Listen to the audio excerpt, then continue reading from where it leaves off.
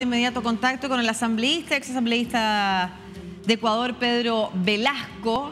Ha estado conectado desde la ciudad de la noticia, desde el país de la noticia. ¿Cómo está, Pedro? Buenos días.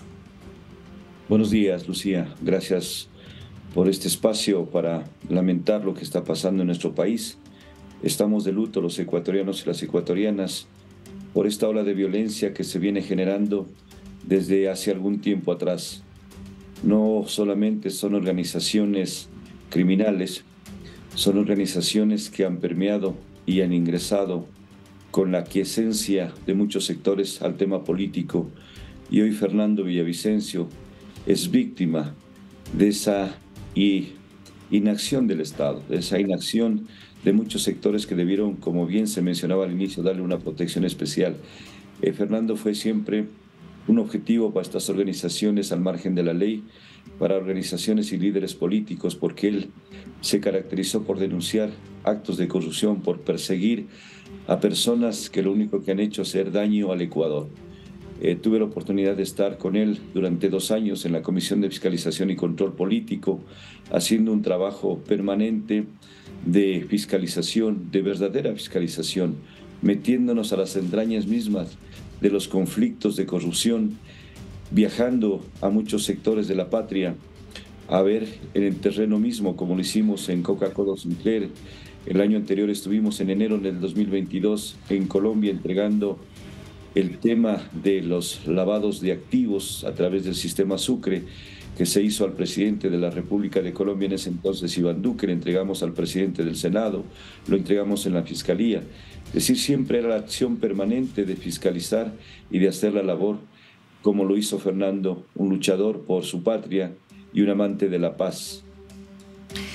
Como usted señalaba, un hombre además que se caracterizó en su vida política por denunciar la corrupción y precisamente los vínculos con las bandas de crimen organizado que, como usted muy bien indica, ya han permeado la política, no solamente en el Ecuador, es una historia conocida ya y que lamentablemente se está haciendo más presente en Latinoamérica. ¿Qué le pareció la reacción de la clase política en su conjunto?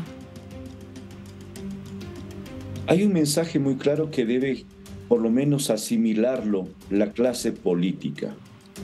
Nuestros países, y el nuestro en especial Ecuador, no puede vivir más desunido. No puede seguir en esta pugna sin ningún contenido. El mirar a los políticos como enemigos, sino debe ser más bien una lucha por ideas, por propuestas, por soluciones a los diferentes problemas que enfrenta el país. Este es el mensaje final que debe quedar impregnado en la piel de los ecuatorianos y ecuatorianas y de la clase política. Lo que han tomado una decisión que puede ser muy superficial, pero que por lo menos en algo abone a que se haga un alto en estos días en las actividades proselitistas y que en un marco de absoluta madurez política se pueda sentar las bases de un diálogo constructivo. ¿Qué queremos para el país? ¿Qué queremos para nuestras presentes y futuras generaciones? Queremos dejarle siempre un espacio en donde nadie tenga certeza de lo que va a pasar a futuro, o un país en donde todos tengamos por lo menos la ilusión y la esperanza de vivir como siempre lo hemos hecho en una patria que se caracterizaba por la paz. Muy importante. Muy importante su mensaje cuando se acercan las elecciones, además que luego lo vamos a estar conversando también con un politólogo. ¿Por qué no pueden ser suspendidas? ¿Por qué tienen que seguir adelante? También usted nos puede dar una opinión al respecto, pero es muy importante que estos hechos, como usted señala, no se utilicen para aún más polarizar o tensionar las relaciones entre la política, sino que haya un mensaje unido de toda la clase política respecto del futuro de Ecuador que hoy está en juego. Desde ese punto de vista, desde la clase política, ¿qué concretamente se puede hacer para asegurar la realización primero de las elecciones presidenciales y la vida política y democrática en Ecuador? Considerando además lo que te ha señalado, que las bandas de crimen organizado han permeado también la política. De lo que podemos evidenciar en la información muy rápida que tenemos de ayer a ahora, que no han pasado ni 12 horas, creo que el mensaje que se pretende dar por parte de estas organizaciones delictivas, criminales, es precisamente generar temor, generar pánico en la población. Si es que se da pie a lo que están pretendiendo estas organizaciones, se estaría sometiendo todo un país a la voluntad de pocos malos elementos.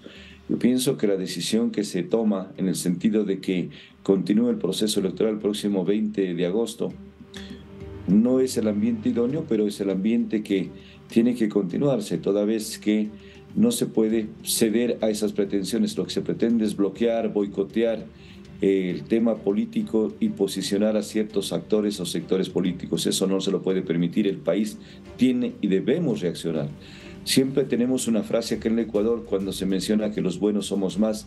Es la hora de poner en práctica esa frase, que no sea solamente lírica, sino que al contrario, demostremos en las urnas que podemos nosotros garantizar democracia, que podemos garantizar convivencia pacífica y armónica. Por lo tanto, la decisión que se ha tomado tenemos que apoyarla e impulsarla para que el próximo domingo 20 tengamos esa posibilidad de escoger en forma seria y responsable los nuevos mandatarios y autoridades del Ecuador. ¿Usted llamaría, por ejemplo, a hacer un gobierno de unidad nacional, a que las fuerzas políticas ante el escenario que enfrenta el Ecuador estuvieran dispuestas a hacer una especie de gobierno de unidad nacional en un momento tan crítico?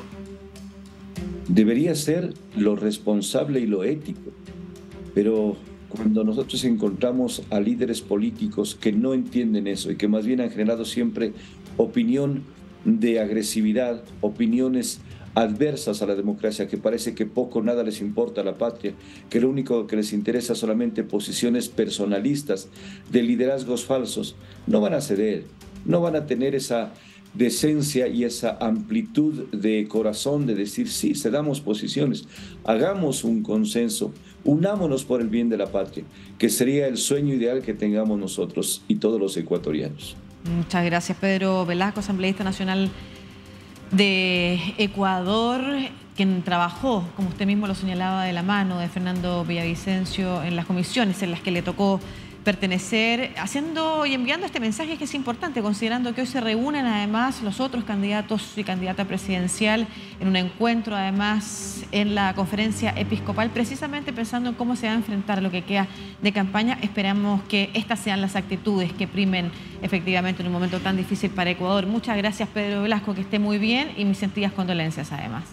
Muchas gracias, Lucía, gracias por preocuparse por nuestro país. Un buen día. Un buen día.